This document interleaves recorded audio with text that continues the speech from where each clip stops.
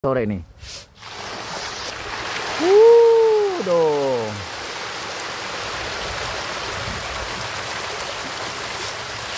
Tanaman berapa Pak Haji? 35.000 nih.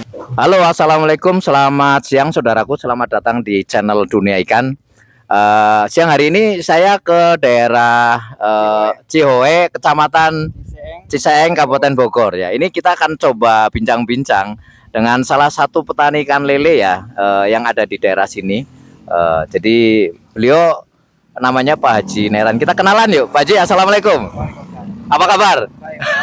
Pak Haji, ini kita bincang-bincang dengan petani ikan di seluruh Indonesia nih. Pak Haji bisa ceritakan, kenalkan namanya siapa, kemudian tinggalnya di mana, dan sekarang profesinya sebagai apa, Pak Haji? Oke.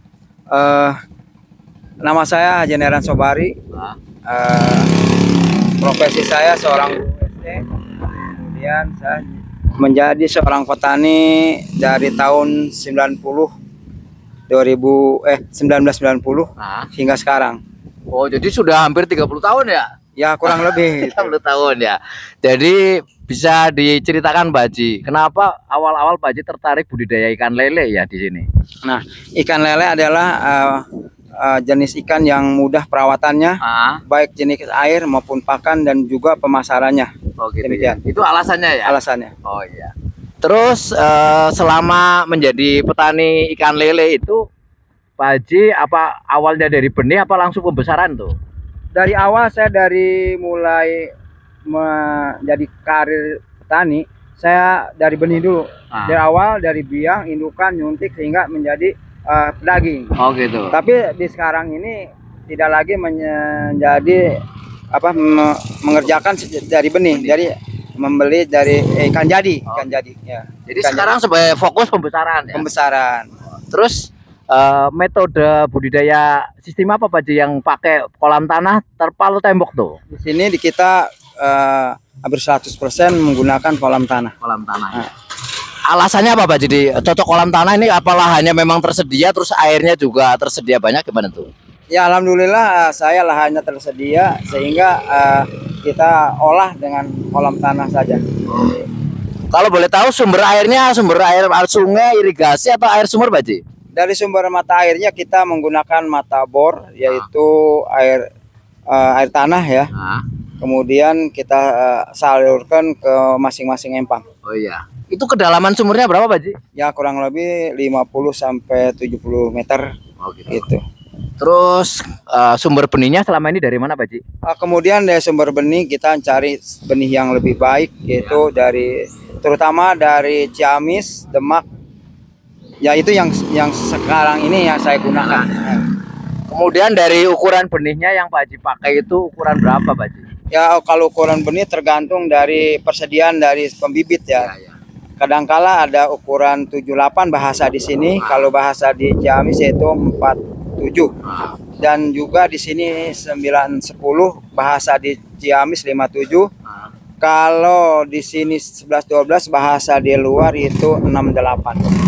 Atau mungkin sampling sekilo isi berapa sih Pak Haji? Nah, kalau di sampling ikan 56 atau 78 itu adalah samplingan di bawah 400. Dan juga kalau yang bahasanya 90 di sini, 57 di bahasa di Ciamis, itu samplingan di bawah 300. Kemudian kalau samplingan di bawah 200, dengan katakan di sini 11-12, kalau di Ciamis 68, ya samplingan di bawah 200. Oh gitu ya.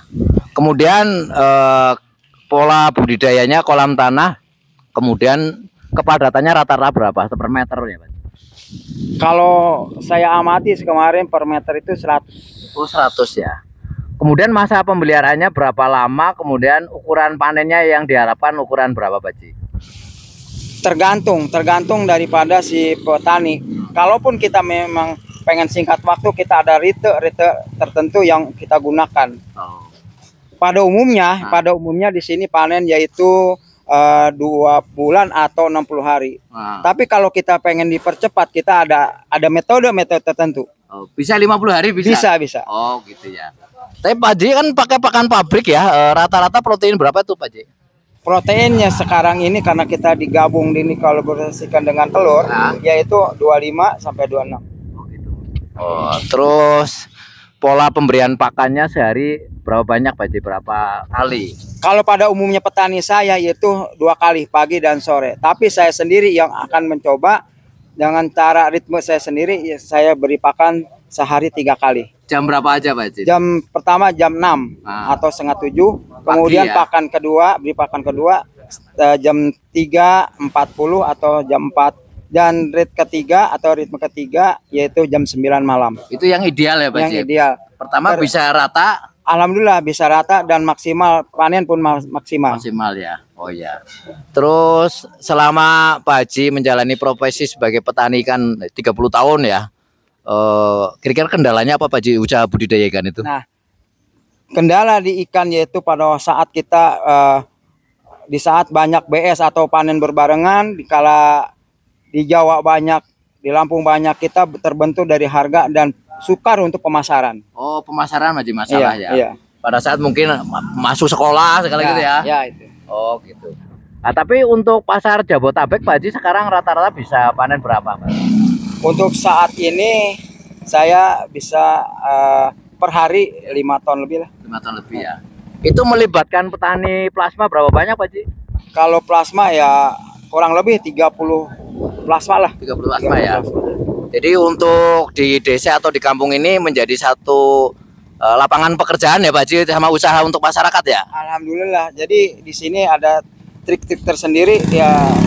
Kami sebagai petani, terutama kami pengepul, kami memberikan suatu pekerjaan bagi pekerja kami, yaitu dengan memberikan suatu empang yang kami berikan supaya ada tambahan bagi mereka. Ya, jadi ini pola yang dikembangkan adalah inti plasma ya Pak Haji ya? Inti plasma ya. Kalau inti itu menyediakan empangnya, benihnya, apa aja Pak Haji yang diberikan inti Pak Haji?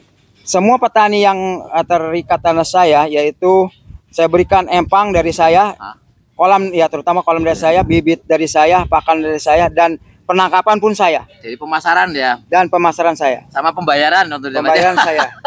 Ya itu teman-teman, ini kita lagi bincang-bincang nih dengan Pak Haji Neran ya. Terus kendalanya di pasar ya Pak Haji ya. Kemudian menurut Pak Haji kira-kira masa depan ikan lele bagaimana nih? Kalau kita lihat masa depan lele, karena penduduk bukan malah ngurangin, penduduk makin bertambah dan protein lele pun kalau kita lihat sangat baik kesehatan. Gitu ya. Terus tadi dari sumber benihnya kan jauh-jauh Pak Haji ya. Itu kenapa Pak Haji orang sini nggak bisa bikin benih atau kurang apa jumlahnya? Nah, dulu memang betul di sini banyak pembibitan, terutama di Babakan terkenal dengan benih bibit. Tetapi dan sekarang dengan lahan yang kurang, karena banyak dibuat pedaging, sehingga untuk pembibitan agak susah. Oh gitu ya. Sehingga kita mendatangkan bibit-bibit tersebut dari jauh, dari Jawa, Lampung, kadang-kala dari Demak dan dari Jawa Timur ada ya? Timur ada. Oh gitu ya. Kemudian dari Ciamis. Oh. Kalau menurut Pak Haji nih sekitar Parung Raya gitu ya. Kira-kira ada berapa ton Pak Haji ikan dipanen tiap hari kira-kira? Kurang lebih di sini 150 ton. 150 ton sehari ya? Iya, dari sehari. Semua itu ya? Dari semua. Tuh teman-teman, 150 ton sehari itu Parung Raya. Itu semua disuplai ke Jabotabek ya Pak Haji? Jabotabek. Paling jauh kemana Pak Haji? Cilegon ada? Paling jauh ya kalau orang-orang ada.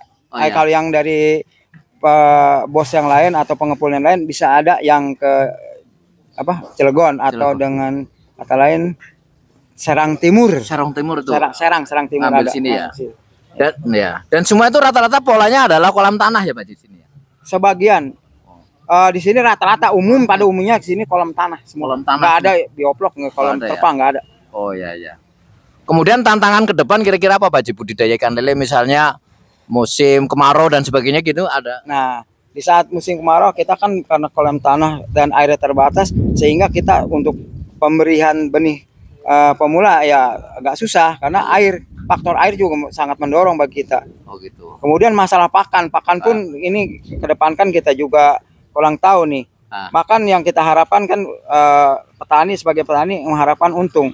Jadi pihak pabrik kalau kita bisa dapat kerjasama yang baik, yaitu pabrik untung kita pun untung. Ya, terutama jaga kualitas ya Pak Haji ya. Jaga kualitas. Oh, Pak Haji bisa pesan-pesan nih untuk para mungkin pabrikan yang pakan di Indonesia. Apa pesannya untuk orang-orang pabrik nih? Nah, pesan untuk orang pabrik pakan, jagalah kualitas. Walaupun keadaan naik kan, kalau sudah naik tidak bisa terjaga. Ya. Tapi kualitas tetap terjaga. Supaya apa? Petani untung. Ya. Kalau petani rugi, nanti kan yang merugi juga pabrik, tidak ada yang pakai pakan. Maka untuk itu kami sebagai petani mengharapkan untung, pabrik juga untung gitu. Oh iya. Itu pesan untuk orang-orang pabrik pakan ya, jaga kualitasnya supaya petaninya untung, nanti pakannya bisa lancar ya Pak Haji ya. Oh iya. Baik teman-teman, itu obrolan singkat saya dengan Pak Haji. Pak Haji ada pesan-pesan untuk misalkan masyarakat lain yang akan mencoba usaha ikan lele di daerah lain gitu, kira-kira pesan apa supaya mereka berhasil? Ya, kalau kita ingin berhasil ya keuletan kita, keterampilan kita. Jadi kita harus lihat 3 segi. Satu, segi air, segi pakan, dan juga segi bibit. Nah, ini kita harus 3 ini yang tidak bisa terpisahkan, tidak bisa terpisahkan. Harus ada. Harus ada. Kalaupun nanti pakan bagus, bibit jelek, itu juga akan jadi kerugian. Begitu pula yang lainnya. Oh ya. Baik air, pakan, dan bibit. Sama orangnya Pak Haji ya? Orangnya. Jadi 4 ya. Jadi pertama perhatikan kualitas air, kedua kualitas benih, kualitas pakan, dan orang yang menjalankan. SDM-nya. Itu syaratnya. Jadi teman-teman yang akan budidaya, perhatikan saran-saran dari Pak Haji tadi 4 itu ya. Pak Haji, makasih nih obrolannya ya. Semoga bermanfaat bagi masyarakat yang menyaksikan YouTube ini. Teman-teman, itu saja obrolan saya dengan Pak Haji Neran. Semoga bermanfaat dan menginspirasi. Salam perikanan, sampai jumpa dengan video berikutnya. Salam Pak Haji.